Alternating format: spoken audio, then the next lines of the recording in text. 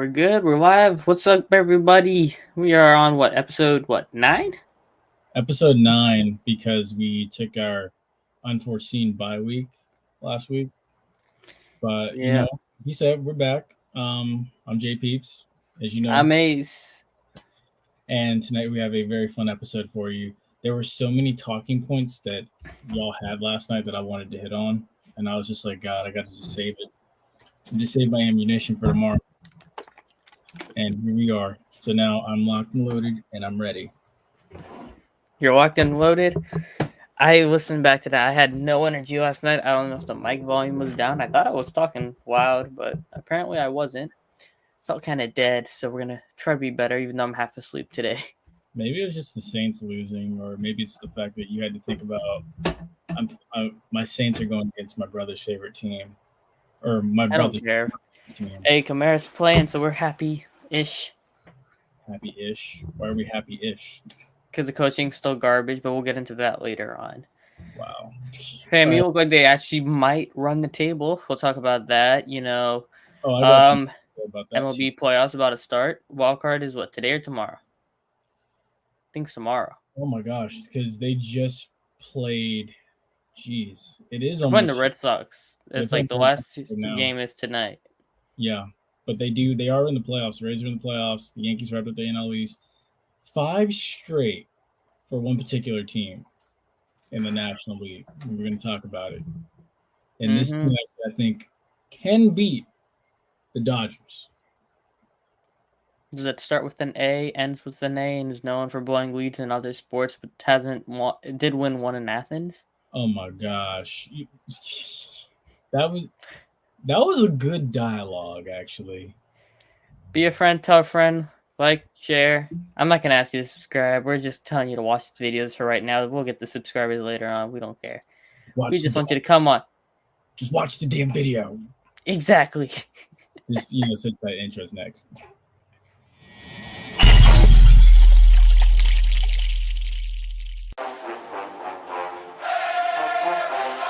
Hey, what's going on, guys? This is JP. This is the Bug. This is JC. This is Flash. This is Jimi Hendrix. And you're listening to the Run and Gun Podcast.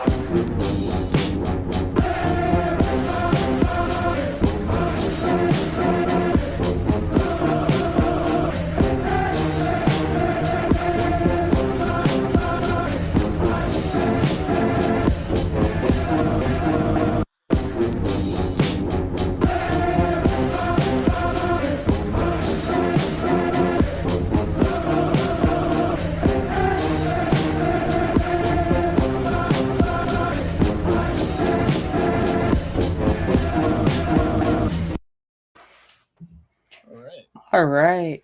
Let's switch to background. Make sure you do it. Yes. Let me make sure I do it. All right. So we can go ahead and talk about it. So, I'm gonna let you lead off with it. Let you lead off with it tonight. What?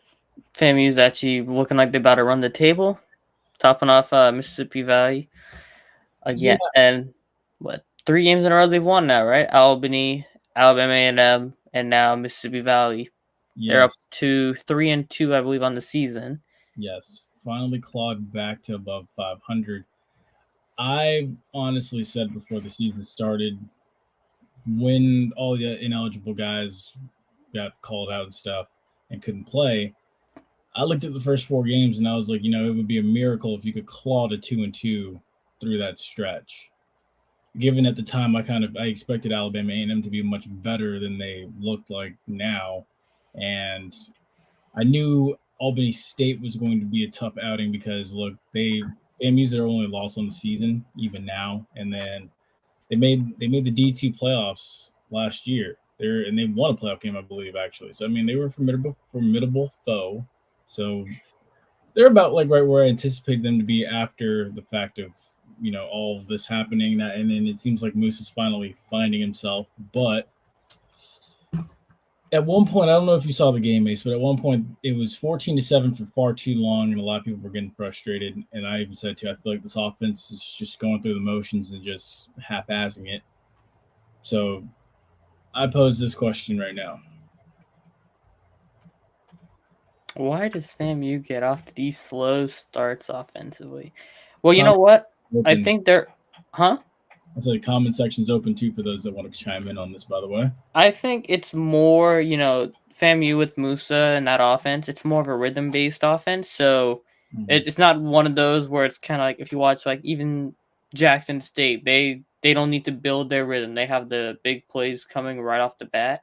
FAMU is more dink and dunk, build your rhythm, get into your play calling flow for the game before you actually take off and you see that offense play better. You know what I mean? Very true. And I think teams, honestly, like, how do I say this? I think that teams necessarily, I think they look at this offense and see it as a little bit too, I shouldn't say it, but too basic.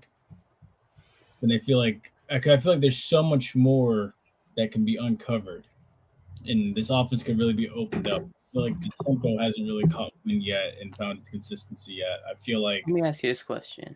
Ask me. Before we cut off. All right. So when you watched I didn't watch FAMU Mississippi Valley, right? But in that game, when they got the offense going, was it more Musa under the center or shotgun? It's more Musa than shotgun. And that's your problem right there. NFL Live, I want to say it was yesterday. It wasn't today. Orlowski, God. Yes. Ryan Clark, Swagu, those three. They were talking about when you're under center, it opens up more of the playbook because they don't know if you're going to run it or throw it. Because when you're in shotgun, it's more likely you're going to throw it compared to running a play action and getting big plays going. And I was saying, not just like go back to the Saints, but like most of these teams, like Cardinals, Saints eventually, and even you can see it in HBCU football also. FAMU, Musa, even in short plays, if you set up you have those running backs, they're pretty good running backs. And if you go on the center, you have a higher chance of working those play actions and getting more teams to bite. And then you hit Xavier Smith cross in the middle for bigger plays. And I fully agree with you. And I was actually just listening to that before I came on here. I was thinking about that, and I was like, golly, college ball, you don't see under center anymore. I would love this. The thing that I feel like is lost is, single back under the center, I formation, having that traditional fullback, running plays like that. That is so prehistoric now, and nobody does it. I feel like if you whip that back out, people would not know how to adjust to it. I feel like FAMU's offense could run something like that. I would not be opposed to seeing that. You have the backfield, you have the matchups to do it. A lot of teams have the matchups to do it nowadays, but it's so nobody wants to do it anymore. I've said it till Keenan. Not fancy. Yeah, no, it's not sexy, is what it is. That's what the people call it now. It's not sexy enough. And I said it after the Southern game last year. I said it after the Alabama A&M game. There's nothing wrong with just keeping it going under center and just powering it. And that's where your linemen should be clamoring for that. Linemen should, and this is why, and everybody says, oh, well, but, your linemen have been pushing the sled for God knows how long during fall camp and during summer training. This is their time to shine. If they can't get you that 1 inch, something's wrong. And I'm talking about just right now, just in short yardage situations. Now, I will say when the offense got going, the out routes were there all day long for Xavier Smith. But again, we went back to the whole one guy making the whole offense. And me personally, I don't like that. I'd like to see a wide receiver 2, 3 step up. I guess I've been spoiled for so long by Tom Brady in the NFL and just watching the NFL, watching all these offenses have success with that. But yeah, dude, you need to find more guys than just the one. But that's just me. I'm crazy. No. Also, it's not just like running pure shotgun. If you just mix it up, like watch what San Francisco, watch what Green Bay, that Shanahan offense. Who do you think drives that 49ers offense? You think it's the quarterback? No, it's Kyle Juszczyk in the fullback position, being able to do everything. And that's another thing that You watch Green Bay with Aaron Rodgers MVP seasons. How you think Devontae's getting open? Aaron Rodgers got them having the fake handoffs to Aaron Jones, and it looked like he's actually getting it to Aaron Jones, and he's just like, I'm coming around on a bootleg, and I'm hitting Devontae wide open. Exactly. Which is what Denver, I'm surprised, has not done with Russell, but we'll get into that in the NFL section. But I'm just saying, those concepts for offense where you still can have a sexy offense with play action. Yes. And also pounding it down someone's throat is still effective and sexy when you get big plays coming off of play action compared to shotgun. Okay, we're going to just run like the Matt Canada offense and just do, instead of actually having a successful run game, you do 2-yard out routes and slants that aren't getting you much of anything. I agree with you. And back to your point about Shanahan's offense, that's what Peyton and Eli hit on a lot on Monday night. They basically were saying the same thing. You know, when you look at that offense, the wide receivers, they block. Kyle Shanahan will reward you if you are blocking. Likewise, on the other end with Sean McVay and the Rams, he will reward you for blocking by giving you and dialing up a big play for you. No, McVay won't do that because no, you know what? We'll talk about that in the NFL section. We're not getting off topic. Grambling. Take away that G. Go bye-bye. You ain't getting no more G's. You done. You're rambling. Rambling. Yes. We can't even call him, you know, what we used Why did I pick them? I thought, they're going to play for that G. They're going to earn their G this week. No. No. I could it's simply this. I kind of figured, Prairie View was going to win that game because, for one, they got Coach Limpke on the staff. Coach Limpke, fan of the show and stuff, or friend of the show. Friend of the show. Yeah. Well, fan of the show too, but friend of the show as well. He asked about how we were doing in this hurricane. We're doing well, so we thank him for asking. But, they have one of the better D lines in the SWAC.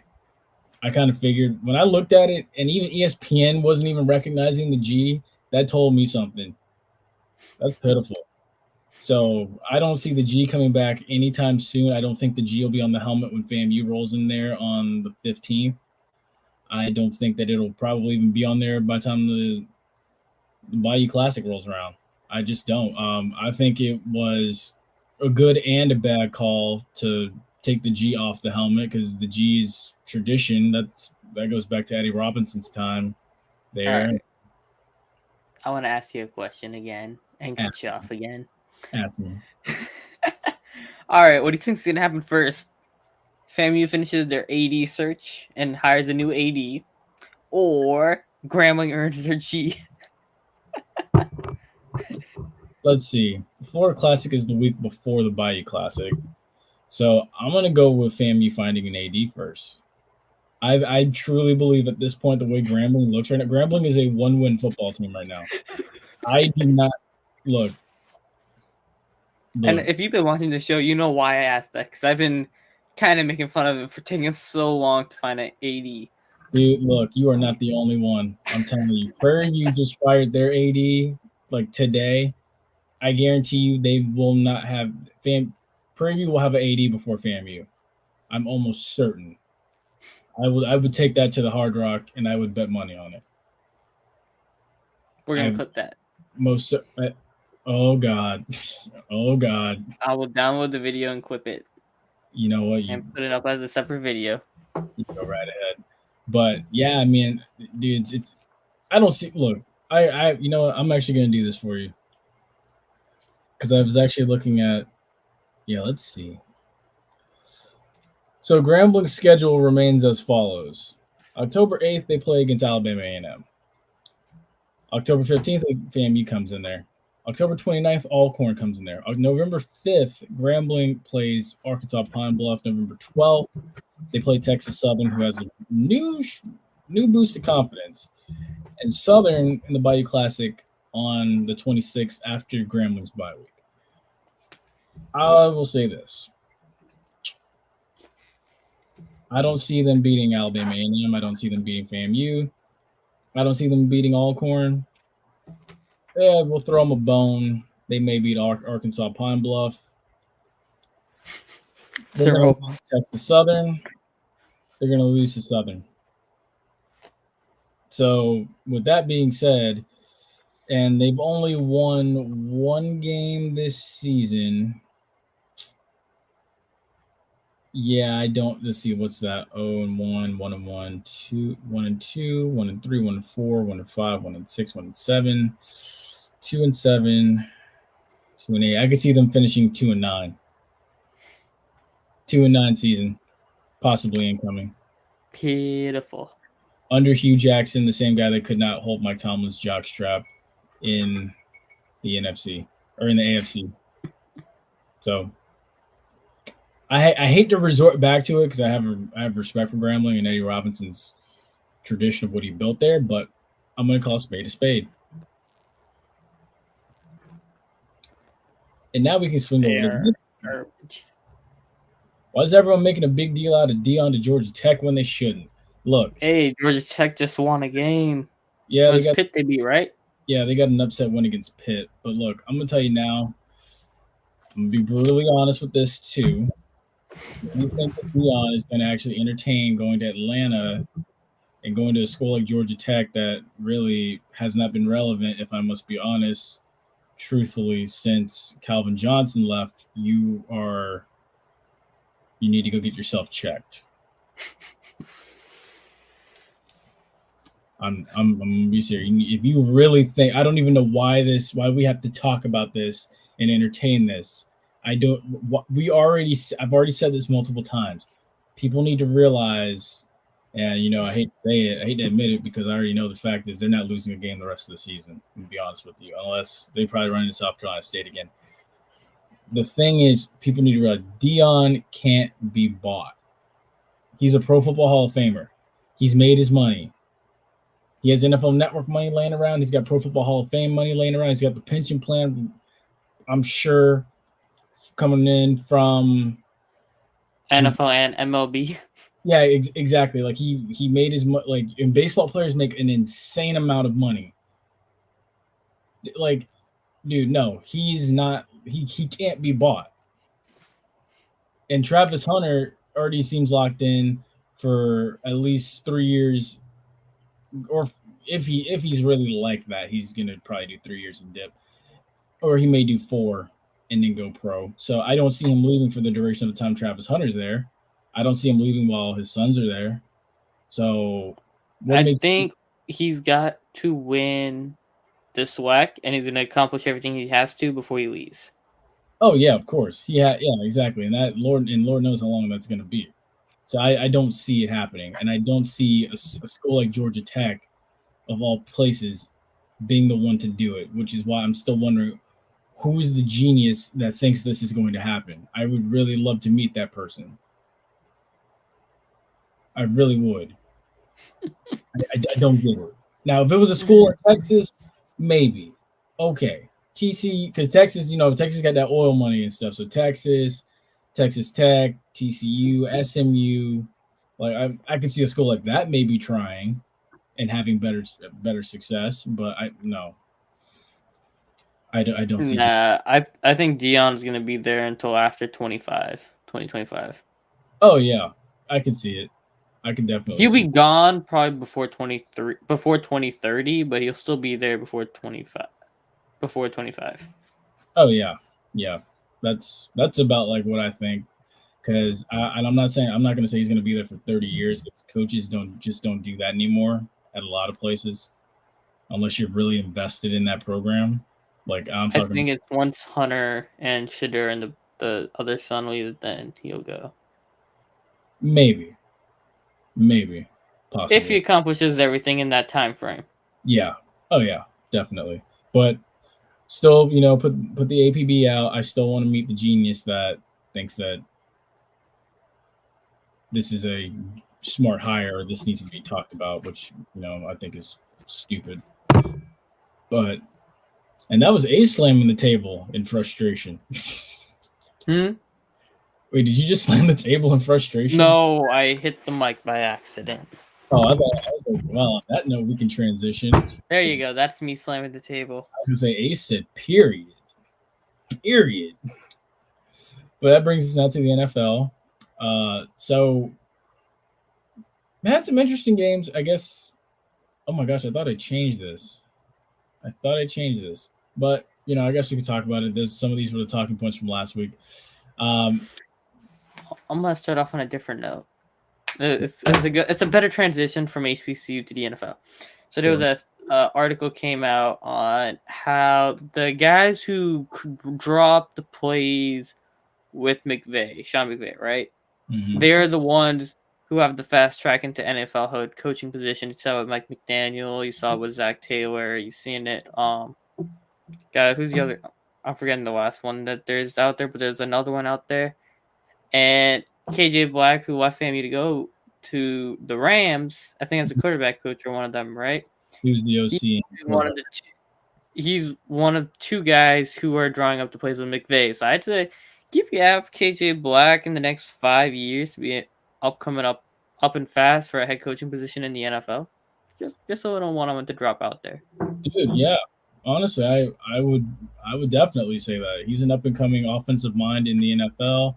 I would not be opposed if, God forbid, Willie Simmons were to take a job somewhere else and move on. I would say, fam, he needs to jump on KJ Black. He's a master recruiter, offensive mind, genius. He'll be an NFL coach first. But yeah, I do think because now in money talks. No, the McVay tree and that draw gets you a head coaching job. If you run any part of his offense. It does. Except the Rams' offense right now has been looking pretty cheeks with the offensive line. There's a couple other reasons too, but Matthew Stafford. But if you want to get into that, we can get into that. But I'll say this, like I said, money talks. The McVay coaching tree is thick, but as far as Matthew Stafford goes, I think you're seeing now he's missing Van Jefferson and he's missing Odell. No. His safety valves, his safety windows are not there, not anymore. And then that defense, losing Von Miller, that's a huge loss because Aaron Donald and Von Miller coming off there, and then Leonard Floyd too. That's three guys you got to account for. That's not easy. So I think that's a huge reason why the Rams are not having this success. I know a lot of people said they're going to probably run it back. I don't see they that. Ain't go. No, ain't no way. They'll make the playoffs. I think that it's going to be a close call between them and Seattle. 49. I don't think the Rams bring him back. I don't think he goes back to the Rams. Who? Odell. Oh, no. He just actually had a meeting with the Giants. Yeah, it's more to catch up with the guys. I think it really will come down to probably the Packers, Giants, Saints, and Bucks, and the Bills. And if he's smart, he goes to the Bills because that gives him his best shot to win. Because Tampa's got some issues there, where I would not be shocked if Tom retires mid-year, or he's definitely gone after the end of this year. I think because once you heard that rotator cuff on his shoulder, yeah. Like you saw with Drew in the playoffs, he had that torn rotator cuff, and it was not pretty at that age. I saw it. I was sitting there looking at him when he heard it, and I looked over at him. I was like, oh crap! So now we got to deal with this. Now he takes his traditional Wednesdays off. I know that's the usual, but like that once you heard that rotator cuff, you saw it with Drew, and you're like, yeah, I think this might actually. This is something to watch for the next 3 weeks. If he comes out and his schedule for the next 3 weeks is soft. Yeah, it's like really soft for Tampa. This is why that run if there was ever a time for that offense to catch wind, this is it. Now is the time because these next 3 weeks you got Atlanta, who's not that great, even though they are 2-2. You got the Steelers, who are not that great. Kenny Pickett's making his first start. He's a rookie. And you have Carolina defense. You can beat Pittsburgh, and then Carolina, who's also not that good. And Jeremy Chin just got put on IR. You have they have Atlanta, Pittsburgh, Carolina, Baltimore, Rams, Seahawks, Cleveland, and then they put the Saints back. Baltimore. All of those secondaries are very gettable except Baltimore. Baltimore will be the tough outing, and it's on primetime television again, but it's on Thursday night. So, yeah, it's going to be pretty interesting. I can see them winning 1, 2, 3, 4, 5, 6. 6 out of the next 7 games before they play the Saints again. I could see it too. I could see that. And then they have the bye week. While the Saints, on the other hand, that schedule is brutal. It is Minnesota. Well, they already played Minnesota. Seahawks, Cincinnati, Arizona, Vegas, Baltimore, Pittsburgh, Rams, 49ers. You said Seahawks, Cincinnati? Yeah, Seahawks this week, Cincinnati's next week, then Vegas, Baltimore, Pittsburgh, LA, and San Francisco. They can beat the Raiders. They can beat Pittsburgh. I got zero faith in this coaching staff, and Michael Thomas probably going to be out for the month. For the month? Yeah, that man got turf toe. Great. Well, yeah, so you could see my my optimism is like hope-ish or kind of hope-ish. And then I'm seeing then I read somewhere the fractures are in the transverse processes of Jameis's. Actually, they said the back is healing better than the ankle. The ankle's what's giving Jameis the most trouble right now. It's not the back, is what they're saying. Because that is the same foot ankle injury he's had since the preseason. Yeah. So to the fact that's still giving him trouble this far down the line, you're like, he ain't playing this week. I think if anything, they save him for Cincinnati, but I don't think he plays this week, and I doubt Michael plays until. I don't think Michael comes back until Baltimore. Dude, that's insane. That is insane. Well, don't know Baltimore out Vegas. They're not beating. They have the same bye week as the Bucs, week 14. So both teams play each other, and then they have the bye. And the good news is they already see. I hate that though for the Saints because I feel like every NFL team.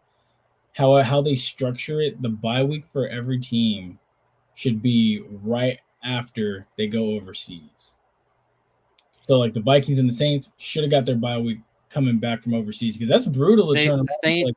Sean Payton used to like the early bye, but with Mickey Loomis and Allen running it, they said it's too early of a bye. Because if Sean Payton was still the coach, they would have had to been on a bye week this week. Yeah, exactly. That's what it should be. And they needed, like, that practice report was brutal this week. Exactly. No, you need it. Do you want me to read this injury report? Go ahead. Starting left guard, Calvin Throckmorton. Well, he's the backup left guard, but he was starting last week. Did not practice with an ankle. Your second pass rusher, Peyton Turner, didn't practice. Michael Thomas didn't practice. Jameis Winston didn't practice. PJ Williams both didn't practice. You had Marcus May limited, Pete limit. Your starting left guard, Pete limited, Kamara limited, but he's gonna play. Jarvis limited, Taysom limited. Yeah, y'all needed that bye week now. I'm telling you, and I say the same thing about Green Bay and the Giants. They should get their bye week after they play in London. That's suicide. You're asking these guys to go overseas and then come back and play more games and then get their bye week a few weeks before Thanksgiving, like 2 weeks before Thanksgiving. That's horrible. That's nuts. No, it's 2 weeks after Thanksgiving is when the Saints and Bucs have theirs. Because they played the 5th. They played the 5th, so that next week is December 5th is when they play. Right, so November 12th, the weekend of November 12th is when they have the bye. The Saints bye week is week 14. Unless the Bucs and Saints don't have the same bye week. Because after the weekend of the 5th, the weekend of the 12th is the next. Oh, no, the Bucs have a bye week 11. The Saints have their bye week 14. That's still brutal, though, for the Saints. Golly, jeez. Ugh. That management, the details on that management group is terrible right now with the Saints. I can have a whole discussion about that, but I'm not talking about the Saints only. Talk about some 49ers continuing to own the Rams in prime time and in the regular season. Jimmy G's undefeated against the Rams in the regular season. He's undefeated. So, hey, they know how to put good film on how to dissect the Rams. I will say that. Gino's still the best quarterback in that division right now. Oh yeah, absolutely. I still agree. It's definitely Geno Smith, and honestly, I think that's why Pete Carroll wasn't too worried about when Russell Wilson left, because he was like, "Yeah, you know what, it's all right." The NFC East West is going to be garbage, or Geno Smith that good. Yeah, and then plus, I think when Drew Lock arrived in Seattle, I think there was no question as far as who the starter was. I think they were just doing that for dramatic effect to give writers something to write about, but I think we knew. We kind of knew. Plus, I think we've already seen Drew Lock play. He wasn't ready. But I will say, for now, it's the 49ers division. I still need to see what they do. I need to see, you remember how you said Shanahan rewards guys for blocking? I need to see the monster Brandon Ayuk game now for going up with Ramsey like that. Dude, he got with Ramsey a lot in that game, I think, but he got up with Ramsey literally. Yeah. Oh yeah. No. Dude, the thing is, after the play, he was making Ramsey uncomfortable. He was getting under Ramsey's skin. He was in Ramsey's head. Jalen Ramsey. Yeah, I need to see Shannon give him at least 12, 14 targets just for the hell of it. He rightfully should. I know Debo got like 8 of them and he only got 4, but come on now. Debo ran through and around that Rams defense. Bobby Wagner put more effort into tackling a fan running on the field than he did tackling Debo. Exactly.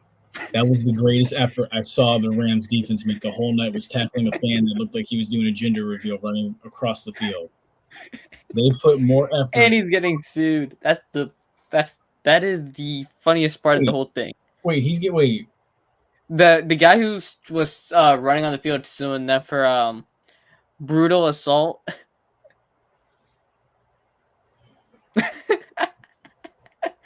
I'm serious.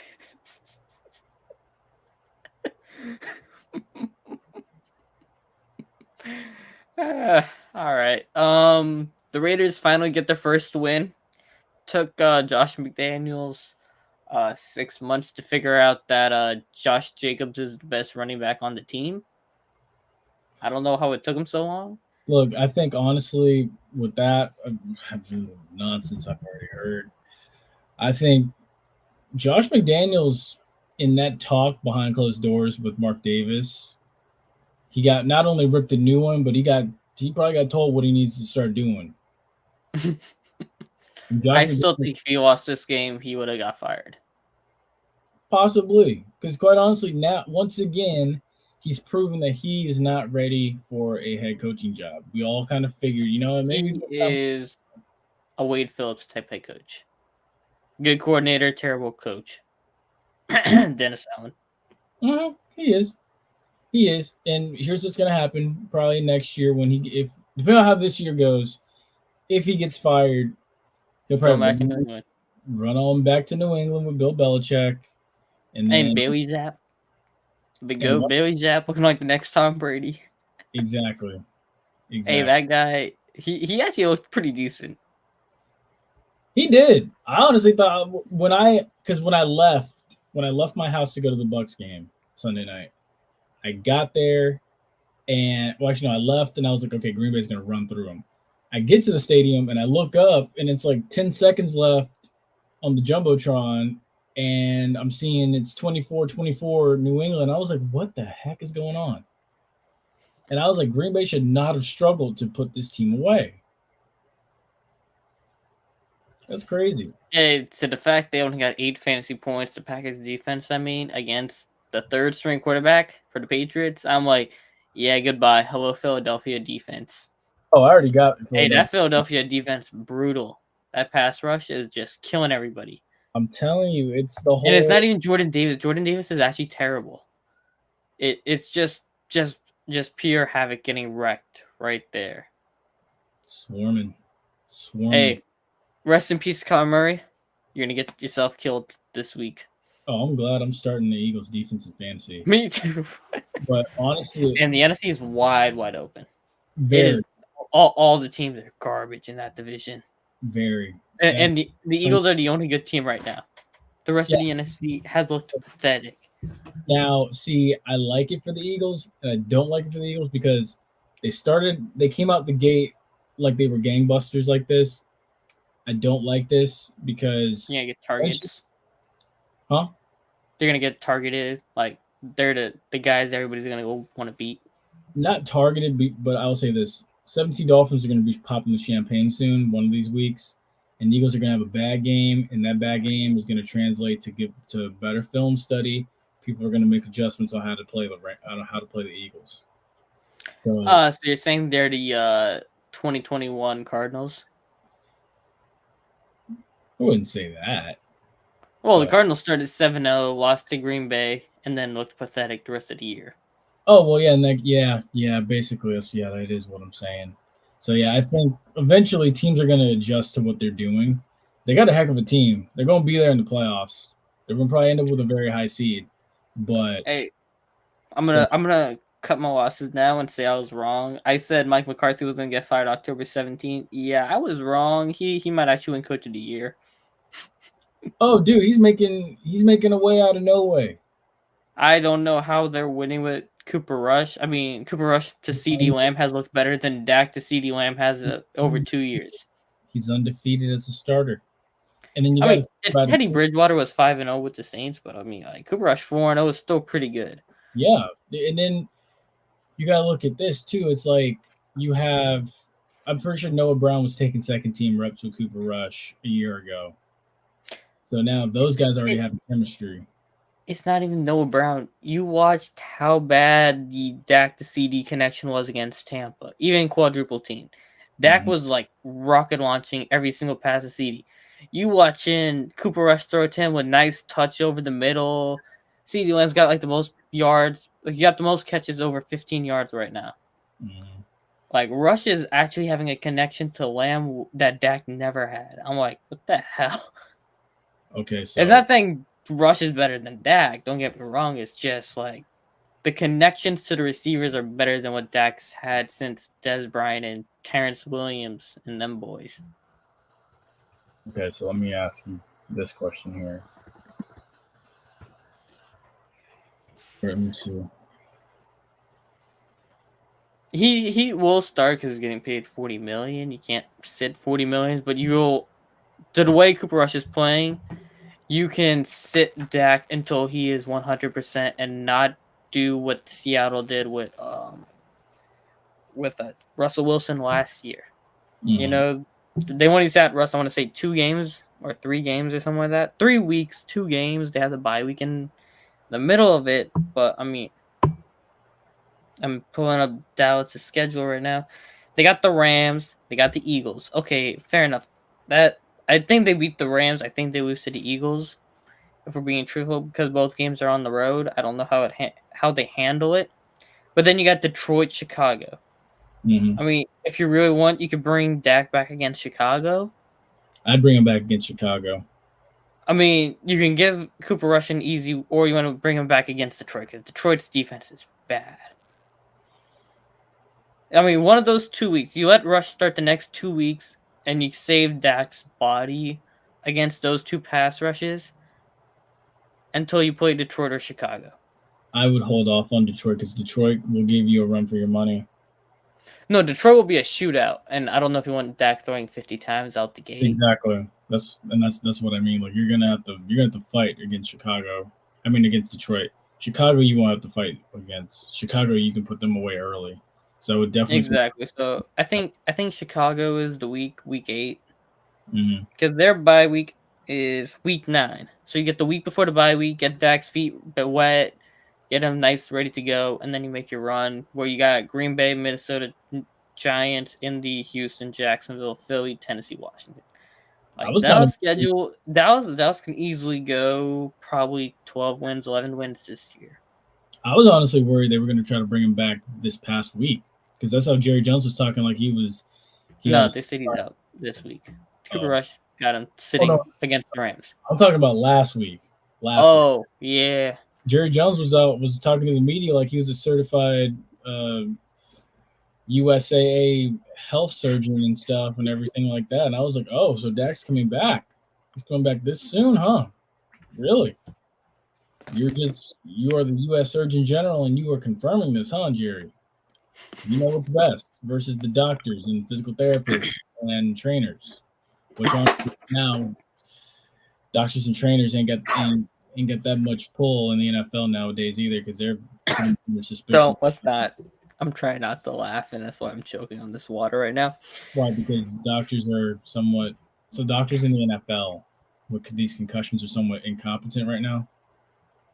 No. There's a little bit of this involved, I'm sure. Oh, I know. But like, look, if you're looking at Dallas' schedule, the only games I legit see them actually losing are either the Rams-Philly games. Detroit will give them a run for their money. Green Bay will, but other than that, maybe Philadelphia and Jacksonville. Jacksonville could actually beat Dallas. I have a lot of faith in Jacksonville right now. Albeit Trevor Lawrence couldn't hold on to a ball in a mini hurricane. Well, what's left of Ian was up there this week, but other than that, they were good. That brings us to college football. So, interesting. I got to start off with this one, of course. This is what Chip Kelly's still the head coach there, right? Oh my gosh. You know, I think he is. LA is so under the radar for so long. I am not sure. CLA Chip Kelly. Oh my God. So he's finally hitting his stride, and they bought in. Look, all I'm gonna say is this. I would have said USC, but giving up 25 to a poorly run, pathetic Arizona State got me somewhat concerned. And then struggling against a no-name Oregon State team. That tells me a lot. Look, I know everybody's on the USC train again for the first time since like the early 2000s or since the mid 2000s and stuff because it's been so long. But look, UCLA is going to have a say in this. Mm-hmm. That Battle of Los Angeles the week before Thanksgiving is going to say a lot for the first time in a long time in how the Pac-12 shakes out. You need to keep an eye on the Bruins. I was disappointed in Washington and surprised by UCLA. I'll tell you, that was the UCLA coming out party. That was the game. And I love how we went from making Michael Penix Jr. look like a Heisman candidate to now it's like, I don't know about all that anymore. I don't know. All I'm going to say is, look, Bruins look good. And it's sad because they still can't pack out their stadium. But if they make it to the Rose Bowl, watch that stadium be packed to the brim with baby blue and gold. Just watch. I'm just saying. And then there's this one. There's something cooking quietly in Oxford, Mississippi, and nobody's paying attention to it. You did get Kentucky. Mm-hmm. Look, I'm gonna run through Ole Miss's schedule or what's remaining. They got Vandy, Auburn, 25th ranked LSU. The LSU. I know about that yet. I gotta see if Jaden Daniels starts throwing the ball to Keyshawn Boo before I make a decision on that game. The toughest game on of the next three is LSU. After that, they got Texas A&M. You can beat Jimbo, and they get Texas A&M in College Station. They play LSU in Baton Rouge as well. They get Alabama at home. They get Arkansas, which is not an easy game, and then they got the Egg Bowl at home. Okay, so out of all that, I think Alabama's the only one they're definitely going to lose to. Well, Bama has looked defeatable. Mm-hmm. Arkansas proved that, even though Bryce Young got hurt. Yep. But I got to see what Jaden Daniels does in response, Coach calling him out to throw the ball more to his guys. I got to see how he responds to that. If he does, then I'd say that's a 50-50 game. I don't know. Mm-hmm. But possible. I'm going to say, look, In the back of my mind, I'm saying to myself, Alabama can win the West, but something, just a gut feeling, tells me Lane Kiffin has the potential to do something that Hugh Freeze couldn't do, and that's win the SEC West and bring Ole Miss their first SEC West title. Because if they do, they're going to get matched up with Georgia. And I think Actually, I was going to say something. Go ahead. I was going to say I'd keep an eye on Tennessee against Georgia. When does Tennessee play Georgia? Like, which week is that? I want to say that's later on. That's not coming up right now. Tennessee's got LSU, then they got Bama. Those are two tough games. Tennessee plays Georgia the week FAMU plays. And they have Kentucky. November 5th. It's a Saturday. Yeah. So okay, if Tennessee wins the next 3, I think they beat Georgia. If they win the next 4, they gotta get past Kentucky. Okay, well, if you beat Alabama, I'd expect you to beat Kentucky. Oh, yeah. I mean, you got Tennessee Martin, okay, but like your schedule goes LSU, then Bama next week, then Tennessee Martin, then Kentucky, then Georgia. I mean, if you beat Alabama, I expect you to beat Kentucky. Yeah. No, I'm with you. I can see. And if you beat Bama, I will pick. If you beat Bama, Tennessee, I will pick you against Georgia. That would be such a wacky shakeup to the SEC. Just because I did not like how Georgia played against Missouri. They looked. I didn't either. I was looking at that, shaking my head. I was like, "What is going on?" But you look at the SEC this year. There are some games where there are teams that have been on the cusp for so long, and then they're just looking for that one breakthrough moment. And for a team like Tennessee, the last time Tennessee won the national title, it was an odd season for the way that it unfolded, because it was 1998. They played a Mississippi State of all teams in the SEC title game. They got there. Florida State got there too, but Florida State had lost to NC State and relied on faith to get there. UCLA, ironically, that year lost to Miami and put Tennessee in the national title game. So, I mean, you're seeing something similar here. So Tennessee can somehow get some weird black magic to go their way and get some luck.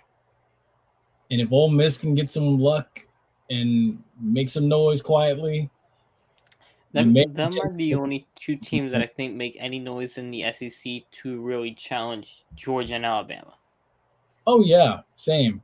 And those are the two teams that I, outside of Alabama and Georgia right now, would feel the most confident with if they got to the playoff, that I could see them going to the playoff and still, punching whoever it is, Ohio State or somebody else, in the mouth and walking away with a win.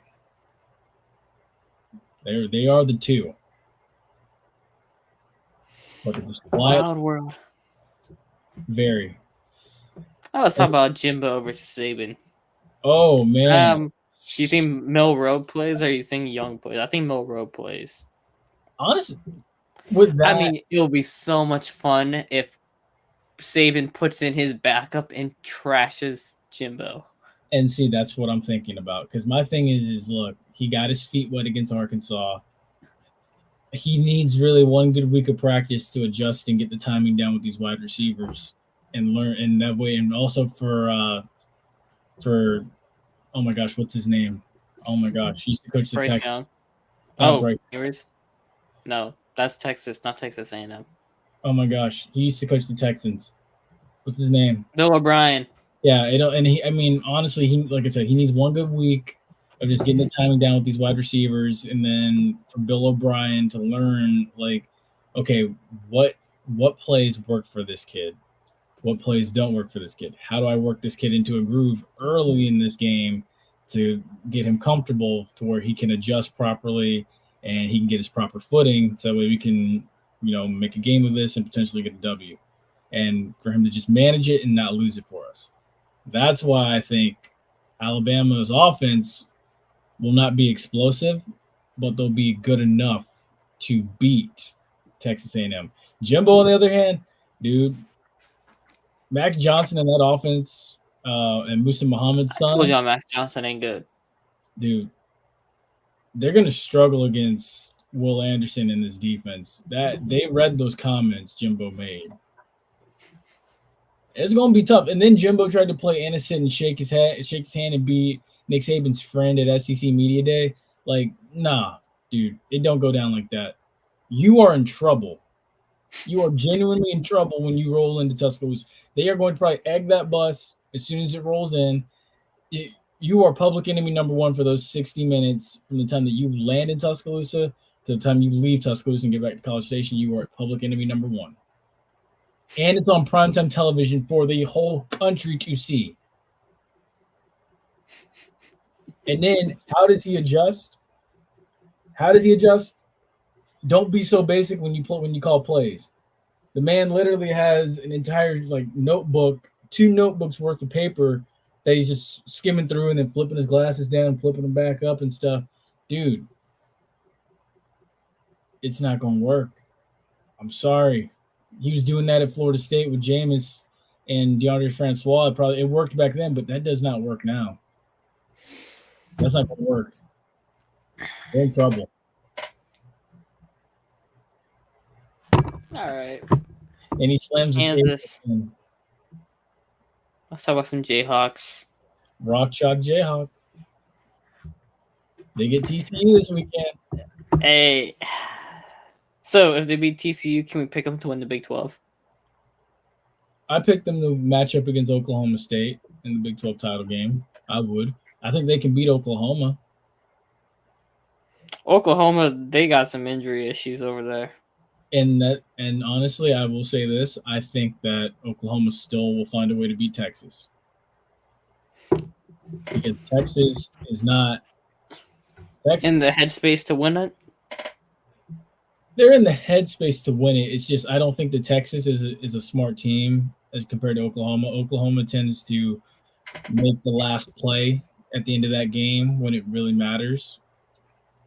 Baylor's on a bye week this week? Makes sense. It would make sense. Because there's only 4 games in the Big 12 this week. TCU, Kansas, Red River Rivalry, Tech and Oklahoma State, Kansas State, and Iowa State. Oklahoma State will win. And then I think Kansas State will win. Kansas State is on a mission right now, so I think Kansas State wins that. For honestly, too, that in-state except losing to Tulane. I think, Tulane is the only one who beat Kansas State. The in-state rivalry between Kansas State and Kansas is going to be good this year. We're sleeping on it. It's going to be good. And it's it's funny because now they're on a bye next week, by the way, Kansas State. Okay. But it's funny now, like, if you think about it, what if we end up with a playoff where we get, and this can actually happen, what if we end up with a playoff where we get, say, the 2 SEC teams end up being like Tennessee and Ole Miss because they're just so good and they meet up in the SEC championship, but the records are so good that they just have to put them both in, and then we get Kansas as that 3rd team. And who would be the 4th? Ohio State or Michigan? Ohio State or Michigan. That would be so funny. Or it could be UCLA. Oh, yeah, but UCLA. I like that. God, I keep forgetting the name. Dorian Thompson Robinson, something like that. Yeah, Dorian Thompson Robinson. That would DTR. Hey, that guy looking like Mini Lamar right now. I'm telling you, what if those end up being the 4? I'll tell you, Tennessee, Ole Miss, just because the SEC gets 2 always, and then you got UCLA and you got Kansas. It would be the look. I bet you still watch it. You shaking your head. I bet you still watch it. I'll watch it. That's the part I would watch it because it's something different. Exactly. Because then it'd be like, oh my gosh, like, who saw this coming? Who saw a playoff where it's not Alabama, Georgia, either Alabama or Georgia in a playoff game, or Ohio State, Because Ohio State, they don't look too special either, if you ask me. Nah, they got issues on that wide receiver injury report with Mr. JNS not playing half the time. Yeah, see? So he needs to shut it down with that hamstring. See? That hamstring going to plague him all year. See? And honestly, Michigan's got to go in there. No, but Ohio State still got Marvin Harrison Jr. and that Eguboka guy, who are both better than any receiver on Michigan. So I mean, how about Rutgers this weekend too? They were just so upbeat because they were winning 7-0 against Ohio State. man, what did the final score end up? It's so funny. 49-10. Hey, at least they scored first. We can put that on film. What is that? How Flash used to do it? Yeah. What's that thing Peter Griffin used to do on Family Guy? Yeah. He used to get stuck. All right, Graciano, you're sorry excuse for a coach. Oh my gosh. Let's go ahead and switch over here to hot topics. And then all right. Tonight. Who you got for me on start him or sit him? I actually want to know. I traded my boy Godwin today. I needed some running back help, so I had to trade Godwin. Holden, Clyde, and Dylan. Basically saying a lot of people from actually here we go right here. Start him, sit him. As far as quarterbacks go, start Joe Burrow against the Ravens defense. They also say start Tom Brady against the Falcons defense. Start Russell Wilson Thursday night against the Colts defense. 2 out of 3, I'd say yes. Third one, no. If you got a better option than Russell Wilson, I would start him. Jared Goff against the Patriots defense. Yeah. Well, the Patriots defense isn't as bad as Seattle's, but if I'm on route plays, I'd start Jared Goff.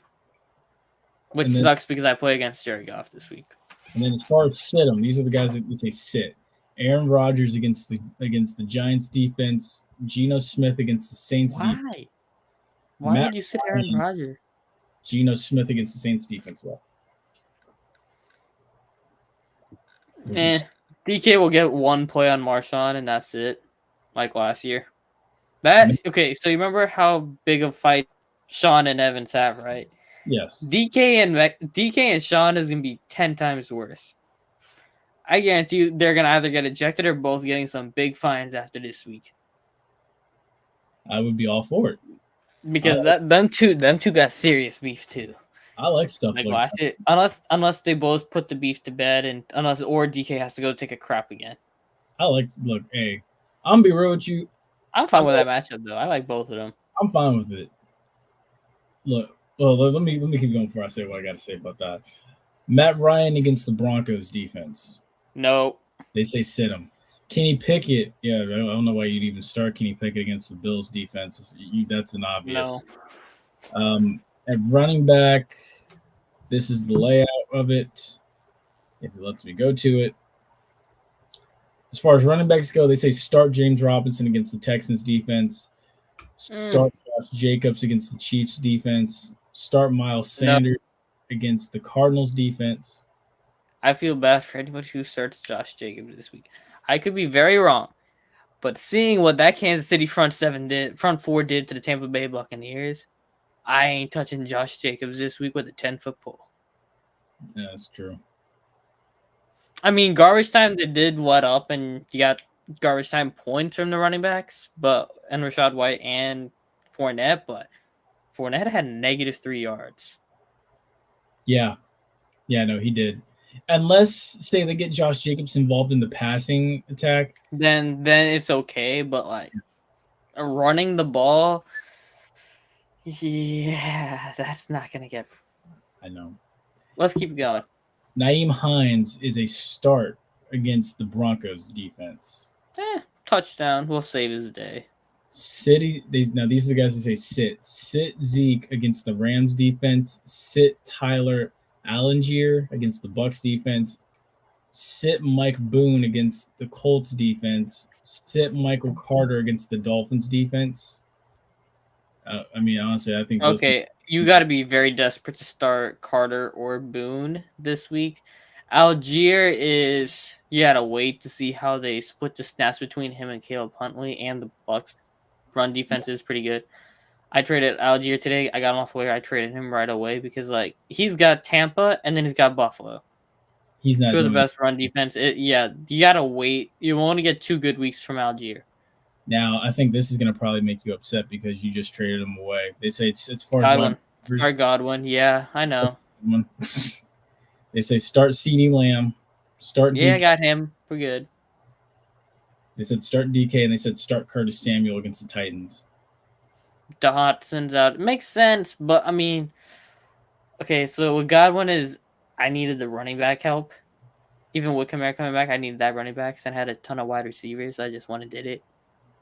Even though I'll probably regret it next week when he goes off. But I mean, Clyde, the fantasy experts, it's so funny with Clyde.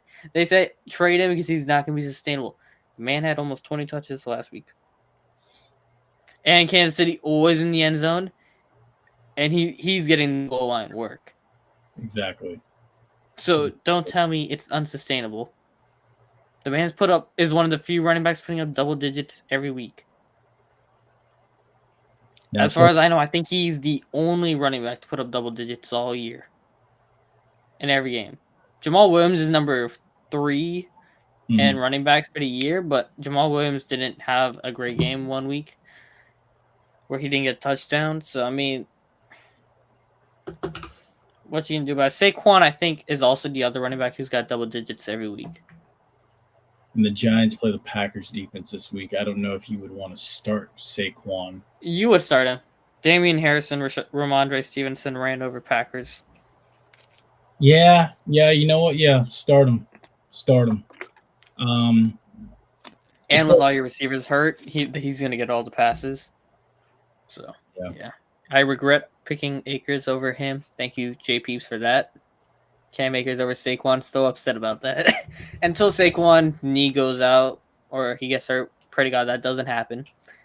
We don't want that to happen, but with Saquon, that's always a chance.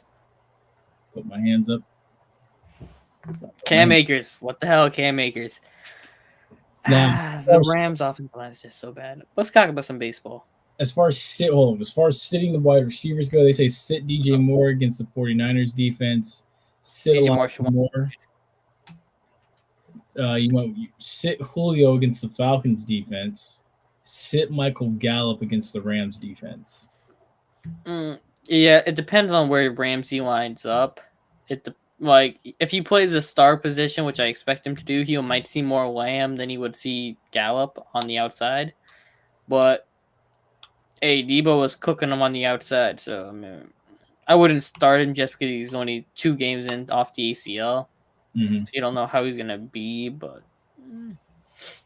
shall see. Now, as far as baseball goes, an incredible feat. The Braves, winning 5 straight NL pennants. It's incredible. The Braves looked like they were dead, and they said, nah, we ain't dead. They were 10.5 games out of first place. And then they rallied back and took it from the Mets. You got some breaking news? What's the breaking news? Well, the Warriors had a fight in practice, and Draymond's going to get disciplinary action off of it. They had a big fight. And especially with Draymond wanting his money. Yeah.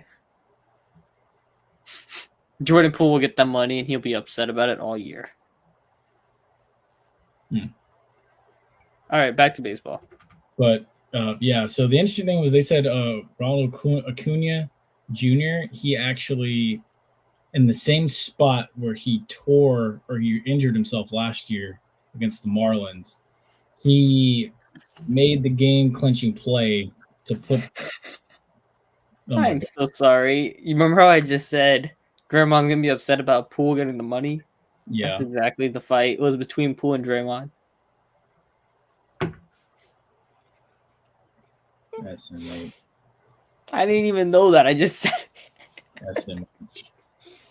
Just all right. Sorry. I'm not going to get distracted.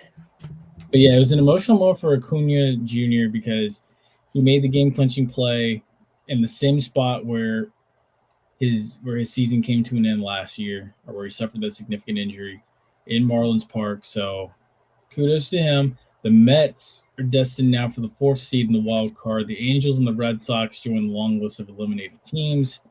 And as we all know, the Yankees have wrapped up the AL East. They are the AL East champs. They will get the winner of the Rays versus actually here's a playoff bracket. But yeah, the Yankees get the winner of the Rays versus Is that the Cubs? It doesn't look like the Cubs. I don't know who's that. It's a C. The C is the Cubs.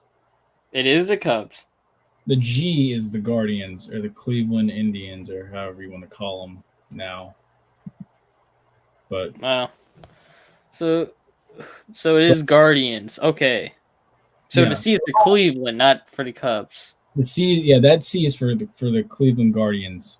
Okay, I did not know. I thought they were like a C with little wings, and I couldn't tell what the hell this logo was I was looking at. They have a couple of different logos, but yeah. So yeah, the Rays get the Guardians in the wild card. The Yankees play the winner of those two in the ALDS. The Mariners get the Blue Jays in the wild card.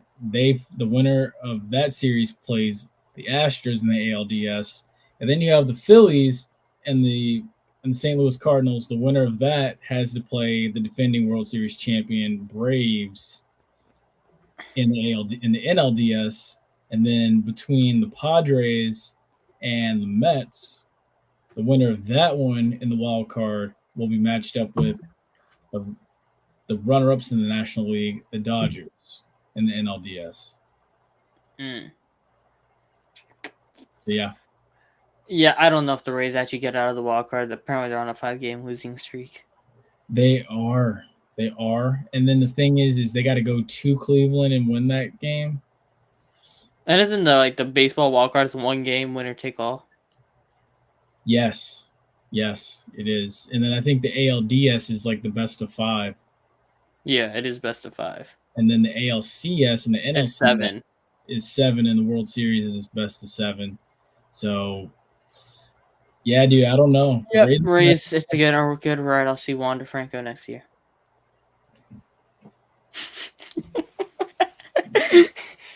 Yeah, nah, who knows? Oh my god. Arozarena might hit us a home run and win. I don't know. Those are the only 2 guys I know, probably. And the guy from USF, Shane McCallahan or something like that. Shane McClellan? Yeah, that guy. Those are the only 3 people I know on the Rays right now. Oh my! I know they get rid of people so fast before you can even know their names. Because honestly, what I do now, I don't even buy players with the names on the back of their jerseys anymore. I just went and got my own name put on the back. I know because I can't get traded if I never mess up. I can't get traded at all. Till death do I part. But let me get a quick one for you. World Series prediction, go. Dodgers, I guess, on the NL side, and on the AL side, I feel like this is just like storybook written for Aaron Judge. I don't know why. It just feels like it because of them. They keep cutting to the home runs. I mean, 62 home runs, I guess, big deal. I'm so annoyed. It is a big deal, so I mean, whatever. But I feel like it's gonna be Yankees, Dodgers. That just feels like what it is. Even though the Astros are on a tear right now, but I don't know if they're bringing garbage cans again come playoff time. That's a different conversation. So, I'll sum it up for you. Hey, who knows? Maybe it's time for them to win a World Series. I don't know. I'll just say they win it because it just feel like it's all written for Aaron Judge. This is currently the longest decade or the longest stretch that they've gone without winning a World Series. They have not won a World Series. Yeah, they're winning it. They might. I don't know. But this is the longest stretch that the Yankees have gone. Hey, watch the Rays just F around and actually pull it out. Dude, that would be the most Rays thing ever, too, because, they're known for those little late game heroics and stuff where they just hit walk-offs and and everybody's just like, oh my God, how in the world did that just happen? I feel like the Rays, I got no faith they actually win against the Guardians, but watch them just F around and make it to the World Series again. It would not even surprise me, honestly. It would not surprise me. Because I'd just be like, oh my gosh, they made it. They got past the first round. Because all it takes is just one win. I say it in football and I'll say it in baseball. One or two moments or 1 or 2 games can swing an entire series. I'm telling you, it's all it takes. Because once you get that little taste of confidence, you get hungry for more of it. The pitching has to heat up. I was listening to some people talking. They said the pitching, the coaching for the pitching crew or whatever, however it's called, pitch coaches or whatever, they were terrible or what. They got to get their act together. That makes sense. But folks, tonight, let's wrap it up. Yes, that's going to do it for us.